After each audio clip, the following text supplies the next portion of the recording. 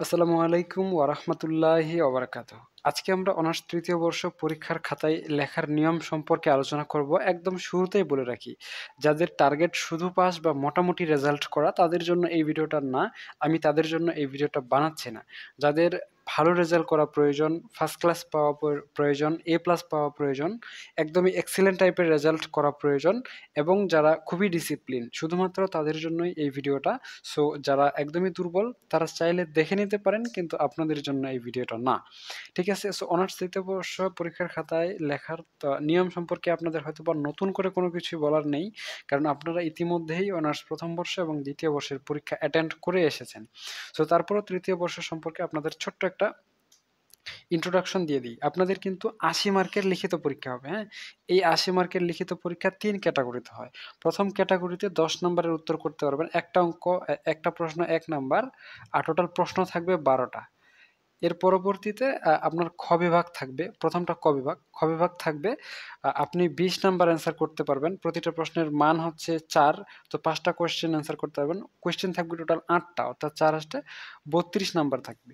এরপরে থাকবে আপনার গ বিভাগ। ৫ ১০ ৫০ অ্যান্সার করতে পারবেন, আর ৮ ১০ ৮০ নাম্বারে আপনাকে প্রশ্ন সাপ্লাই দেওয়া হবে।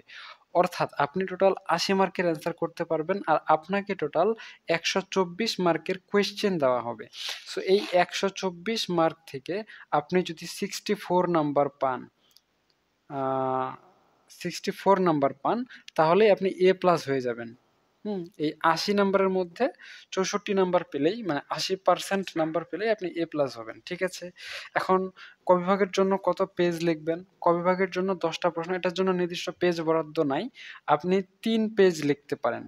পেজ বলতে অনেকেই আবার বুঝে না, কনফিউজ করে ফেলে। তো তাদের জন্য আমি পেজ দেখাচ্ছি। দেখেন, বইয়ের এইটা হচ্ছে ৫৮ পেজ এবং এই পাশেরটা হচ্ছে ৫৯ পেজ।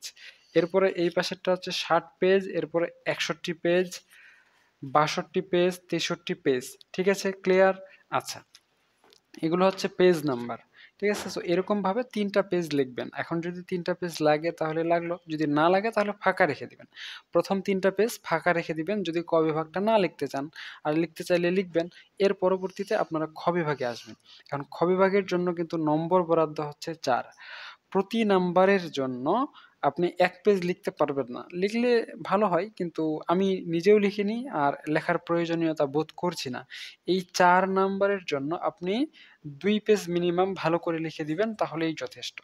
আর যদি পারেন তাহলে ভূমিকা বা সূচনা দিয়ে শুরু করবেন এবং উপসংহার দিয়ে শেষ করবেন। মাঝখানে পয়েন্ট ৪ টা লিখে দিলেই যথেষ্ট। ৪ মার্কের জন্য ৪ টা পয়েন্ট লিখে দিলেই যথেষ্ট। ৮ টার বেশি লেখার দরকার নাই। সো আপনারা মাঝখানে যেকোনো একটা ফিগার নিতে পারেন। ঠিক আছে? এর পরবর্তীতে পরবর্তী প্রশ্নগুলো কিন্তু হচ্ছে ১০ নাম্বারের করে প্রতিটা প্রশ্ন।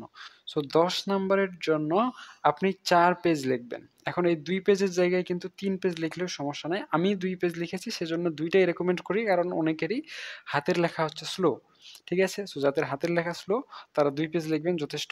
২ পেজের কম লিখলে কিন্তু আবার ৪ নাম্বার পাবেন না। কারণ আপনি ১ পেজ লিখে ২ নাম্বারের জন্য ১ পেজ লিখবেন। এর থেকে কম লিখলে এটা অশোভনীয় দেখায়।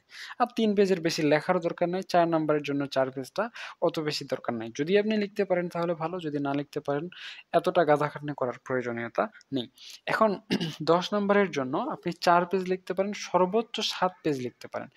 তো আমি ৪ পেজ লিখেছি এবং ৪ পেজ লিখেই আমার এ প্লাস আসছে। সো আশা করা যায় আপনাদেরও আসবে। আমার ফার্স্ট ক্লাস এ প্লাস সবই আসছে। যদিও ম্যাথ সাবজেক্টগুলোতে বেশি রেজাল্ট ভালো হয়েছে, কারণ ওগুলোতে নাম্বার খুব ইজিলি তুলতে পারছি। যাই হোক, এই হচ্ছে বিষয়। আর হচ্ছে আপনি ৭ পেজ সর্বোচ্চ লিখতে পারেন, এর চেয়ে বেশি লেখার দরকার নেই। ৪ পেজ হিসেবে আপনি 20 পেজ বা ২০ পেজ লিখবেন। আর এখানে হচ্ছে ২ পেজ করে হচ্ছে ১০ পেজ লিখবেন। আর প্রথমে ক বিভাগের জন্য ৩ পেজ। তাহলে টোটাল ৩৩ পেজ লিখলেই আপনার জন্য যথেষ্ট। আপনি এই ৩৩ পেজ লিখেই এ প্লাস পেতে পারেন, যদি ভালো কনটেন্ট সমৃদ্ধ করে লেখেন, মানে প্রাসঙ্গিক উত্তর লেখেন। প্রাসঙ্গিক উত্তর অনেক শিক্ষার্থী লেখে না। আমি অনেকগুলো খাতা দেখেছি, অনেকগুলো খাতা কেটেছি। তো আসলে প্রাসঙ্গিকতা শিক্ষার্থীরা বজায় রাখতে পারে না। মানে প্রশ্নে যা চাইছে অ্যান্সার সেটাই দেয়নি। অ্যান্সার ঐরকম অন্য কোনো কিছু অ্যান্সার দিয়ে দিয়েছে। মনে করেন এক্সাম্পল হিসেবে আমি আপনাদের বলছি যে আপনাকে প্রশ্ন করা হয়েছে যে আপনার গ্রাম সম্পর্কে আলোচনা করেন।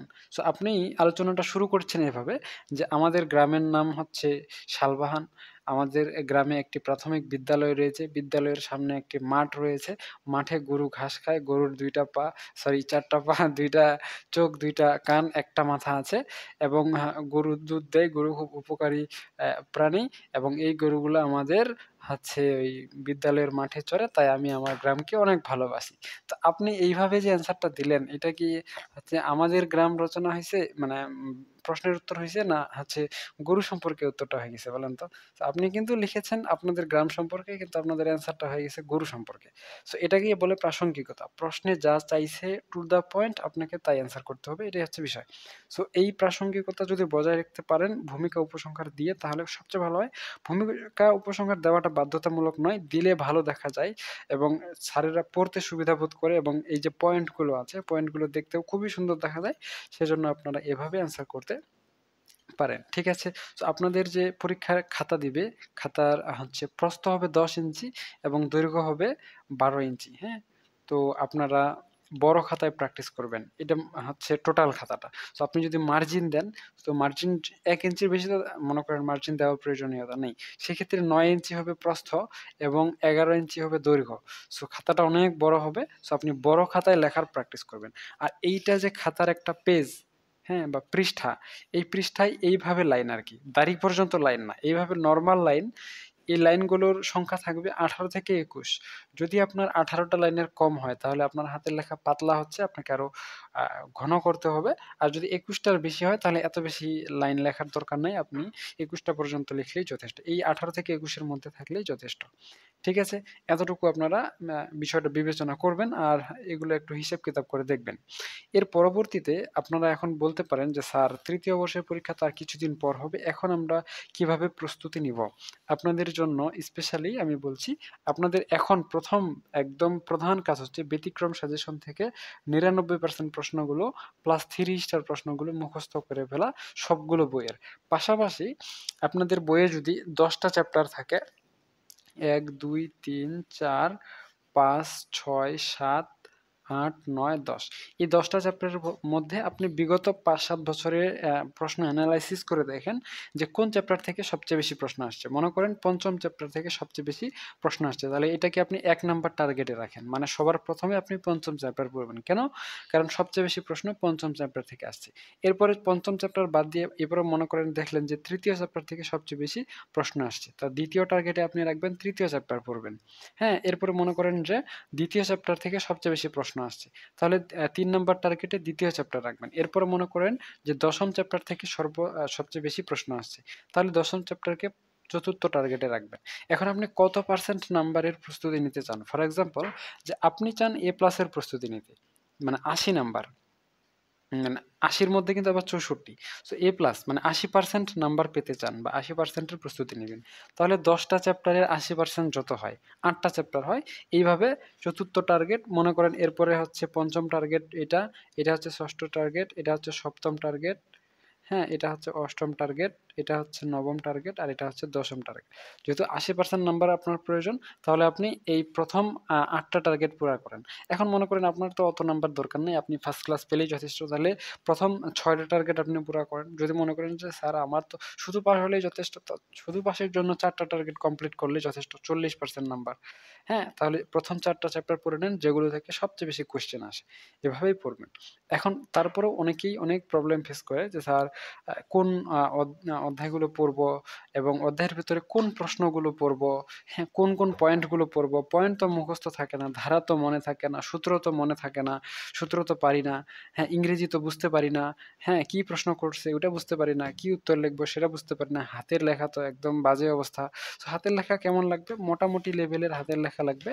আপনার হাতের লেখাটা অন্য কেউ স্বাভাবিকভাবে সবলীলভাবে পড়তে পারে এমন হাতের লেখা হলেই আপনার হাতের লেখা যথেষ্ট হয়ে যাবে। একদম আ বাজে হাতের লেখা যেটা অন্য কেউ পড়তে পারে না, এমন হাতের লেখা গ্রহণযোগ্য নয়। আর এমন হাতের লেখা হইলে আপনার নাম্বারও কমে যাবে। মোটামুটি আপনার হাতের লেখা অন্য কাউকে ২-১ জনকে দিয়ে পড়ান। তারা যদি মানে সবলীলভাবে পড়তে পারে তাহলে মনে করে নিবেন আপনার হাতের লেখা ঠিক আছে। বানান ঠিক আছে কিনা একটু দেখে নিবেন। এই হচ্ছে বিষয়।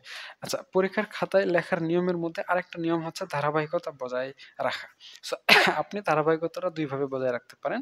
যদি কমন আসে তাহলে তো আপনি A to Z প্রথম থেকে শেষ পর্যন্ত লিখবেন। আপনি চাইলে ক বিভাগটা ১ম এ দিয়ে শুরু করতে পারেন, এরপরে খ বিভাগ লিখতে পারেন, এরপরে গ বিভাগ লিখতে পারেন। এখন মনে করেন ক বিভাগ আপনার কমন আসেনি। তাহলে খ বিভাগ ১ম এ লিখে, এরপরে গ বিভাগ লিখে, তারপরে খ বিভাগ লিখতে পারেন।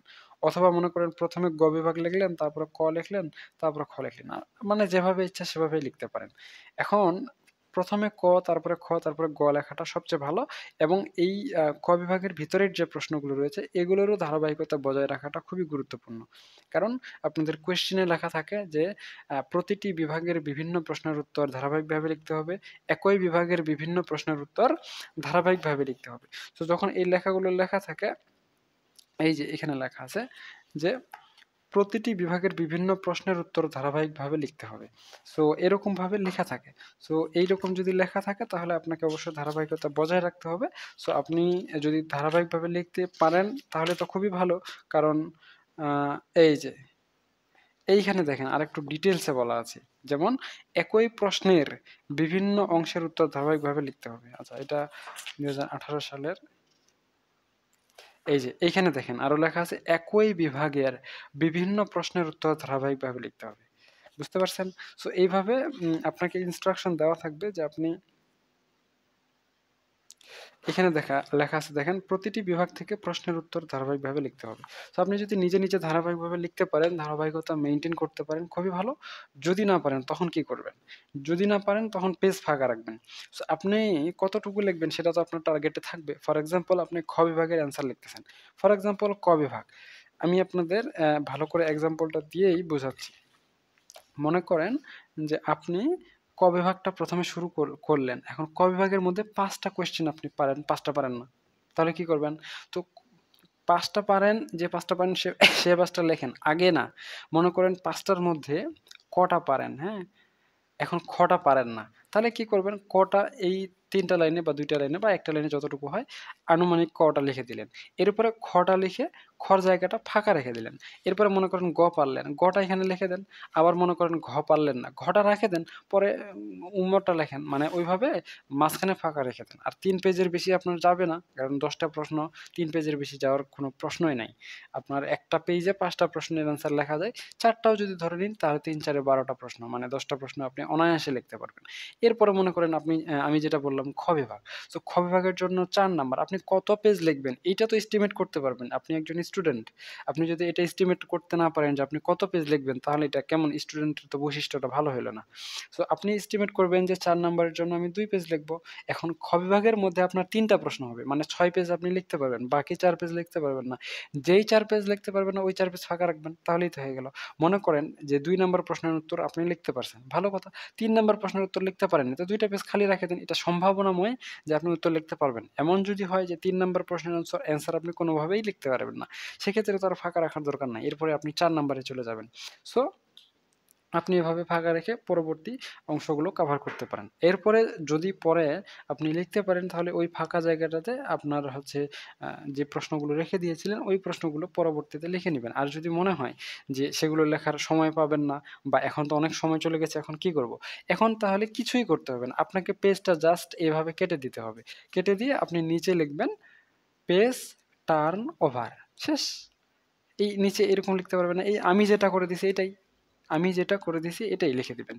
আপনি ফাঁকা রাখছিলেন, আপনি বাকি প্রশ্নের অ্যান্সার গুলো লিখছেন, কিন্তু এই প্রশ্নের অ্যান্সারটা আপনি লিখতে পারতেছেন না। কি করবেন? ফাঁকা রেখে দিয়েছিলেন, সময় নেই।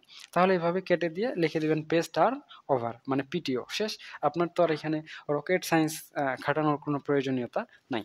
আর এই বিষয়গুলো অবশ্যই আপনাদের টেকনিকের ভিতরে থাকা, মানে আয়ত্তের ভেতরে থাকাটা খুবই গুরুত্বপূর্ণ, জরুরি। কারণ হচ্ছে আপনি অনার্সের স্টুডেন্ট, কতটুকু লিখবেন, আপনি কতটুকু লিখতে পারেন, আপনি কি, কি লিখতে পারবেন, কি, কি লিখতে পারবেন না, কিভাবে ধারাবাহিকতা বজায় রাখবেন, কিভাবে আপনার হাতের লেখা অন্য কেউ সাবলীলভাবে পড়তে হবে, কিভাবে আপনি নিয়ম মেইনটেইন করবেন। সো এই বিষয়গুলোকে আপনাকে আর আলাদাভাবে ছোট বাচ্চার মতো বুঝায় দেওয়ার কোনো প্রয়োজনীয়তা নেই। আপনি এগুলো নিজে, নিজেই কিভাবে আপনার সমস্যার সমাধান করবেন সেটা নিজে, নিজেই ঠিক করবেন। আর হচ্ছে পরীক্ষার ১ম দিন ১ ঘন্টা আগে হলে উপস্থিত থাকার চেষ্টা করবেন, কারণ প্রথম দিন আপনার সিট প্ল্যান খুঁজে পেতে সময় লাগবে। এছাড়া অন্যান্য আনুষঙ্গিক আপনার অনেক প্রস্তুতির বিষয় রয়েছে। তো আপনি ১ ঘন্টা আগে যাবেন, আর পরবর্তী দিনগুলোতে আনুমানিক ৩০ মিনিট সময় আগে গেলেই যথেষ্ট। আর যদি পারেন তাহলে হলে গিয়ে ওইখানে পড়বেন। অনেকেই হলে গিয়ে পড়াটাকে খারাপ মনে করে। আমি আবার ভালো মনে করি। আমি করছি বিয়ে, বাসায় পড়তে পারি না, সময় পাই না বা ইচ্ছা করে না। এখন আমি ০.৫ ঘন্টা আগে হলে চলে গেলাম, কি করব? আমি একটা নোট নিয়ে গেছি, ছোট নোট ১০-১৫ পৃষ্ঠার, বা একটা খাতা নিয়ে গেছি। খাতার ভিতরে আমি গুরুত্বপূর্ণ বিষয়গুলো লিখে রেখেছি। সেগুলো রিভাইজ দিলাম, এই আরকি। না দিতে চাইলে দিবেন না। কিন্তু আবার ওখানে অযথা মনে করেন গন্ডগোল অথবা অযথাই গল্পসল্প করা যাবে না। তখন আবার হচ্ছে আপনার ওই পরীক্ষার হলে লিখতে যাই হচ্ছে কোনো কিছু মনে থাকবে না। আরেকটা স্পেশাল টেকনিক বলে দিয়ে আমি শেষ করে দিচ্ছি। সেটা হচ্ছে, যদি আপনার এককালীন তো কোনো প্রস্তুতি না থাকে, তাহলে আপনার জন্য করণীয় হবে আপনি প্রত্যেকটা বই থেকে ১০০ টা করে পয়েন্ট মুখস্থ করে চলে যান। মোটামুটি সিমিলার প্রশ্ন টাইপের অ্যা পয়েন্টগুলো মুখস্থ করার চেষ্টা করবেন। যেমন ফর এক্সাম্পল, উদাহরণস্বরূপ মনে করেন যে আ ব্যবস্থাপনা নীতিমালা ব্যবস্থাপনা নীতিমালা এই সাবজেক্টের পরীক্ষা। ফর এক্সাম্পল, সো আপনার মনে করেন চ্যাপ্টারের নাম ব্যবস্থাপনা নীতিমালা। প্রশ্ন হচ্ছে ব্যবস্থাপনা নীতিমালা কাকে বলে? তাহলে আপনি কোন টাইপের কোয়েশ্চেন গুলা মুখস্থ করবেন? তাহলে আপনি মুখস্থ করবেন যে ব্যবস্থাপনা নীতিমালার বৈশিষ্ট্য কি, কি? ব্যবস্থাপনা নীতিমালার প্রকৃতি কি, কি? ব্যবস্থাপনা নীতিমালার সুবিধা কি, কি? অসুবিধা কি, কি? ব্যবস্থাপনা নীতিমালার প্রয়োজনীয়তা কি? গুরুত্ব কি? হ্যাঁ? তো এইগুলোই মুখস্থ করে যাবেন। এই টাইপের কোয়েশ্চেন গুলা। এখন অনেকে বলতে পারে, "স্যার আমি বুঝতে পারিনি। আমার তো ব্যবস্থাপনা নীতিমালা সাবজেক্ট নাই। সো আমি কিভাবে কি করব?" আমি তাহলে হিসাব বিজ্ঞান বিভাগের একটা সাবজেক্টের এক্সাম্পল দিয়ে আপনাদের বোঝানোর চেষ্টা করতেছি। এটা তো আবার এ পার্টের কোয়েশ্চেন। আচ্ছা, হিসাব বিজ্ঞান তো আমার কাছে এই মুহূর্তে নাই। আরেকটা ওয়েট করেন। আমার হচ্ছে ব্যবস্থাপনা বিভাগেরটা আছে। আমি এটা দেখে আপনাদেরকে সমাধান দেওয়ার চেষ্টা করতেছি। এটা ব্যবস্থাপনা বিভাগের একটা বই আছে আমার হাতে। তো আপনি পয়েন্টগুলো কিভাবে মুখস্থ করবেন, আমি একটা নমুনা এক্সাম্পল আপনাদের দিয়ে দিই, যেন আপনারা আপনাদের প্রস্তুতিটা সুন্দর মতে গুছিয়ে লিখতে পারেন। ইংরেজির বেলায় তো স্পেশাল টেকনিকের কোনো বিকল্প নাই। আর বাংলার বেলায় এটাতে আবার বাংলা নাই, সব গণিত আর ইংরেজি। আচ্ছা, আমি ৪র্থ বর্ষের একটা বই থেকে আপনাকে এক্সাম্পল দিয়ে দিচ্ছি। যদিও ৩য় বর্ষের এটা কিন্তু আমার হচ্ছে ৩য় বর্ষের বইগুলো হাতের কাছে নাই। এই যে এটা, বাণিজ্যিক ব্যাংক ব্যবস্থার কাঠামো। তো এই অধ্যায়ে আপনারা কোন পয়েন্টগুলো মুখস্থ করবেন? আপনার ১ম কাজ হবে অধ্যায়ের নামের সংজ্ঞা মুখস্থ করবেন। যেমন এই বইয়ের নাম হচ্ছে ব্যাংক ব্যবস্থাপনা। তাহলে আপনাকে জানতে হবে ব্যাংক ব্যবস্থাপনা কাকে বলে? নাম্বার 1। নাম্বার 2, ১ম কোয়েশ্চেন, ব্যাংক বলতে কি বুঝো? সংজ্ঞাটা শুধু পড়ে নিবেন যে ব্যাংক কাকে বলে। সো এই এতটুকু পড়ে নিলেন, শেষ। এদিকে আর কোনো কিছু পড়ার দরকার নাই। হুম? এরপরে হচ্ছে এই যে এটা পড়ার দরকার নাই। ব্যাংকের কার্যাবলী আলোচনা করো। আমানত গ্রহণ করা, অর্থ বা দাবি পরিশোধ, নোট প্রচলন, ঋণ দান এবং হচ্ছে ঋণ নিয়ন্ত্রণ। এই ৫ টা পয়েন্ট পড়লেন, শেষ। এখান থেকে আর অন্য পয়েন্ট পড়ার দরকার নাই। এরপর হচ্ছে ব্যাংকের যেহেতু রিলেটেড এই ইয়াগুলো মানে প্রশ্নগুলো, তাহলে ব্যাংকের উদ্দেশ্য কি, কি? ব্যাংকের প্রধান বৈশিষ্ট্য কি, কি? ব্যাংকের প্রকৃতি কি, কি? ব্যাংকের প্রয়োজনীয়তা কি, কি? ব্যাংকের গুরুত্ব আলোচনা করো। এই টাইপের পয়েন্টগুলো মুখস্থ করার চেষ্টা করবেন, কারণ এগুলো রিপিটেডলি অ্যান্সার করতে পারবেন। মানে একটার পর একটা পয়েন্ট হচ্ছে, মানে যেকোনো মানে কোয়েশ্চেনের ভিতরেই এপ্লাই করাটা সহজ হবে। আবার অপ্রাসঙ্গিক কোনো পয়েন্ট লিখে দিবেন না, তাহলে আবার নাম্বার পাবেন না। তো এই হচ্ছে বিষয়। আশা করা যায় আপনাদের এই বিষয়ে পূর্ণাঙ্গ ধারণা দিতে পেরেছি। আপনাদের যদি তারপরও কোনো সমস্যা থাকে, জিজ্ঞাসা থাকে, তাহলে আমার এইটা হোয়াটসঅ্যাপ নাম্বার, আমাকে হোয়াটসঅ্যাপে জানাতে পারেন। আর আপনারা যদি চান আপনাদের যে ম্যাথ সাবজেক্টগুলো রয়েছে সেগুলো আমাদের কাছে অনলাইনে প্রাইভেট ব্যাচ এর মাধ্যমে প্রাইভেট পড়বেন, তাহলে আমি এখানে ডিটেলস লিখে দিয়েছি। আপনারা A to Z প্রথম থেকে পড়ে দেখেন, তাহলে ডিটেলস পেয়ে যাবেন। আর আপনাদের যে ম্যাথ সাবজেক্টগুলো রয়েছে এবং থিওরি সাবজেক্টগুলো রয়েছে, এগুলোর যদি সাজেশন চান, তাহলে আমাকে মেসেঞ্জারে লিখে পাঠান যে, "স্যার আমি 3rd ইয়ারের সাজেশন চাচ্ছি।" আমি আপনাকে সাজেশনের লিঙ্ক পাঠায় দেব, যদি আপনি আমাদের সাজেশনটা পেতে চান এবং পড়তে চান। ঠিক আছে? আজকে এ পর্যন্তই। 3rd ইয়ারের জন্য অনেকগুলো প্রাইভেট ব্যাচ রয়েছে। ফাইন্যান্সিয়াল ম্যানেজমেন্ট, ম্যানেজমেন্ট অ্যাকাউন্টিং, হ্যাঁ, বিজনেস স্ট্যাটিস্টিক্স, তারপরে ট্যাক্সেশন ইন বাংলাদেশ। সো আপনারা এই সাবজেক্টগুলোতে যুক্ত হতে পারেন। ফর এক্সাম্পল হিসেবে আমি ম্যানেজমেন্ট অ্যাকাউন্টিং দেখাচ্ছি। সকল ডিপার্টমেন্টের জন্য প্রযোজ্য। আমাদের প্রাইভেট গ্রুপে এই মুহূর্তে ১৯৭ জন শিক্ষার্থী রয়েছে। আপনারা চাইলে আপনারা যুক্ত হতে পারেন। আজকে এ পর্যন্তই। সকলেই সুস্থ থাকুন, ভালো থাকুন আর আমাদের সাথেই থাকুন। দেখা হচ্ছে আপনাদের সাথে নেক্সট পর্বে। ততক্ষণ পর্যন্ত খোদা হাফেজ।